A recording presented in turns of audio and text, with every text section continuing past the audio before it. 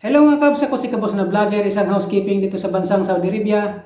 Sa video na ito mga kabs, pag-usapan natin kung anong magandang applyan dito sa Saudi Arabia. Cleaner ba mga kabs o domestic helper? Yan ang pag-usapan natin mga kabs sa video na ito, kaya tutok ka mga kabs hanggang dulo, tapusin mo ang video na ito. Alam niyo mga kabs, ang pagiging cleaner o domestic helper ay isang malaking opsyon sa pagtatrabaho dito sa bansang Saudi Arabia, lalo na mga kabs kapag ikay walang skills o mababa lang ang iyong edukasyon.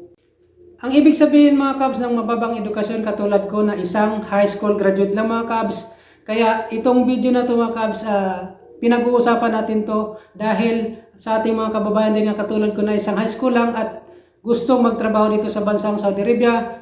Bibigyan natin sila ng option mga kabs at bibigyan natin sila ng dalawang pagpipilian mga kabs kung ano talaga ang applyan nila, cleaner ba mga kabs o domestic helper. Kasi mga kabs, marami sa ating mga kababayan na gusto talagang magtrabaho dito sa bansang Saudi Arabia. Kaya itong video mga kabs ginawa ko para magkaroon ng ating mga kababayan Pilipino ng idea kung ano talaga ang pipiliin nila mga kabs na applyan, cleaner ba o domestic helper. Kaya sa video na ito mga kabs, mayroon kang dalawang opsyon na pagpipilian, ang pagiging domestic helper o pagiging cleaner. At isa-isay natin yan mga kabs para malaman ng ating mga kababayan o maintindihan ng ating mga kababayan kung alin talaga ang pipiliin nila mga kabs, alin ang gusto nilang pasukin mga kabs na trabaho dito sa bansang Saudi Arabia. Kaya ito na mga kabs, umpisahan natin ang pagiging cleaner. Talakayin natin mga kabs kung ano talaga ang mga benepisyo, mga trabaho mga kabs, ang pagiging cleaner. Ang cleaner mga kabs, pwedeng babae, pwede lalaki. Ang edad ditong pwede pasukin mga kabs hanggang 35 years old mga kabs, papunta dito sa bansang Saudi Arabia. Kung ikaw ay gustong mag-cleaner dito sa bansang Saudi Arabia mga kabs. Unang-una dyan mga kabs, ang pagiging cleaner ay mataas ang demand dito sa bansang Saudi Arabia. Yes mga kabs, kailangan dito sa Saudi Arabia mga kabs ang mga cleaner, tagalinis ng opisina, tagalinis ng hospital, tagalinis ng mga iba't ibang commercial mga kabs dito sa Saudi Arabia mga kabs. May mga cleaner sa Jeddah, may mga cleaner sa Riyadh, Kubar, Dammam. Maraming cleaner mga kabs dito na mga Pilipino na mga kababayan natin mga kabs. At isa pa mga kabs, ang mga Pilipino mga kabs, paborito na mga taga-Saudi na kukunin. Alam nyo kung bakit? Dahil tayo mga Pilipino ay magaling maglinis, masipag magtrabaho. Pangalawa mga kabs, ang pagiging cleaner mga kabs ay hindi kailangan ng mataas na edukasyon. Katulad kanina nasabi ko, high school graduate lang ako mga kabs, kaya ito ang pinili kong trabaho mga kabs, ang pagiging cleaner. Kasi mga kabs, hindi naman ako natapos ng college, kaya ang cleaner, pwede naman tayo mag-apply ng high school mga kabs, kaya ito ang pinili ko na trabaho mga kabs. Dito sa pagiging cleaner mga kabs, ang i-present mo lang sa pag-apply mo mga kabs, passport, diploma. At pagkatapos ng mga kabs, pag na-hire ka na, kailangan mo mag-medical. Pagkatapos ng mga kabs, pwede ka nang umalis 1 to 3 months mga kabs papunta dito sa bansang Saudi Arabia. Ganong kadali mga kabs kapag nag-apply ka ng isang cleaner mga kabs. Pangatlo mga kabs, may mataas na sweldo ang cleaner mga kabs. Dito sa bansang Saudi Arabia mga kabs, ang cleaner ay medyo may kataasan ang sweldo kumpara natin sa Pilipinas mga kabs. Dito sasahod ka ng minimum na 1,800 SAR mga kabs. Katumbas sa piso niyan ay 22,000 mga kabs kung ipalit mo sa piso. At hindi lang yan mga kabs, pagdating mo dito kapag ikinagtrabaho dito sa bansang Saudi Arabia, ang mga libre mga kabs ay mga insurance mga kabs, yung PhilHealth mo mga kabs, kung tawagin sa Pilipinas, yung mga health insurance mga kabs, libre dito yan mga kabs. At hindi lang yan mga kabs, kapag ikay nagretiro o nagresign, may makukuha ka mga kabs na mga benepisyo o end of service mga kabs. Kung sa Pilipinas pa mga kabs, yun ang tinatawag na separation fee pag uwi mo sa Pilipinas kapag ikay nag-resign. Hindi ka masiro mga kabs kapag niresign ka na dito mga kabs. Yun ang kagandahan kapag ikay nag-apply dito ng cleaner sa bansang Saudi Arabia mga kabs.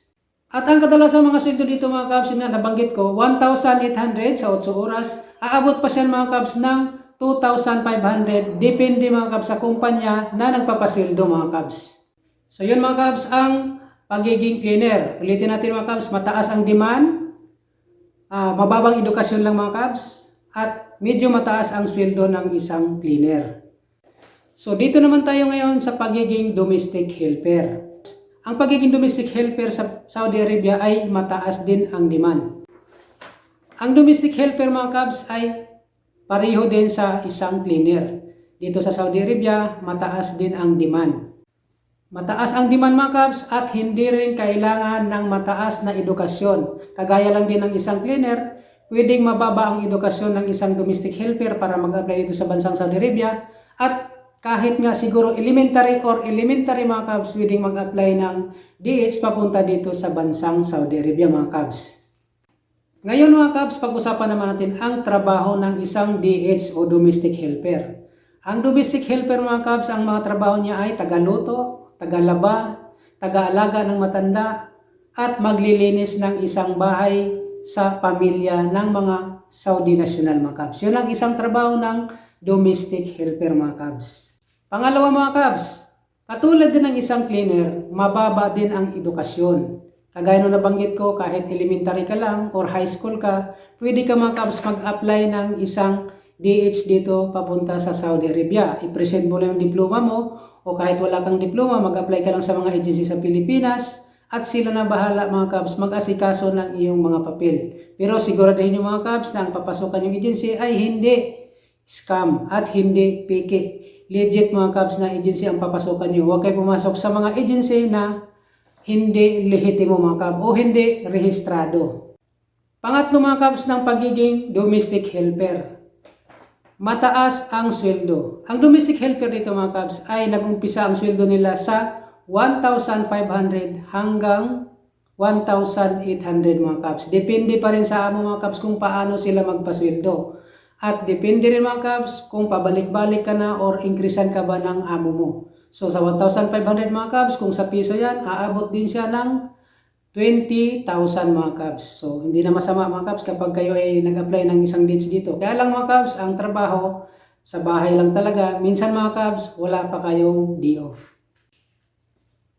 Pang-apat mga kabs, ang pagiging domestic helper. Libre ang tirahan mga kabs. Yes, totoo po mga kabs. Kapag kayo ay nag-domestic helper dito, libre ang mga kumot, unan, pati tirahan mga kabs. Naka-aircon pa kayo. Minsan mga kabs, ang amo naglilibre sila ng mga sabon. Bukod lang doon sa mga personal na talaga nagamit mga kabs ng isang babae na DH.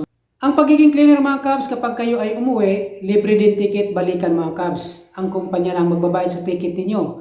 Ang pagiging DH naman mga kabs, libre rin ticket mga kabs kapag kayo ay nagbakasyon sa Pilipinas. So mga kabs, natalakay na natin ang dalawang pwedeng applyan nyo, pwedeng option na pagtrabuhan nyo dito sa bansang Saudi Arabia, ang pagiging cleaner o pagiging DH mga kabs. Ngayon tanongin kita mga kabs, alin sa dalawa ang gusto mong applyan o pasukin papunta dito sa bansang Saudi Arabia?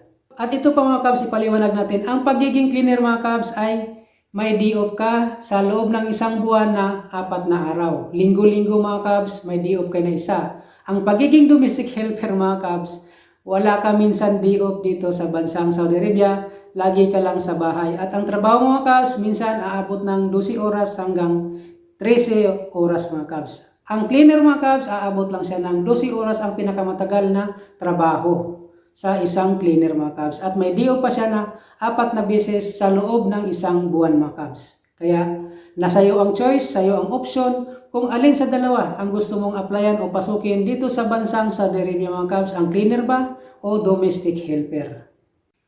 At bago matapos ang ating video mga kabs, at kung nakatulong sa iyo ang informasyon na to, ang video na to mga kabs, huwag mong kalimutan mag-like, mag-subscribe sa ating channel para ma-notify ka sunod ng mga video na aking gagawin mga kabs. Maraming salamat sa iyong panonood at suporta. Ako si Kabus na Vlogger, isang housekeeping dito sa bansang Saudi Arabia.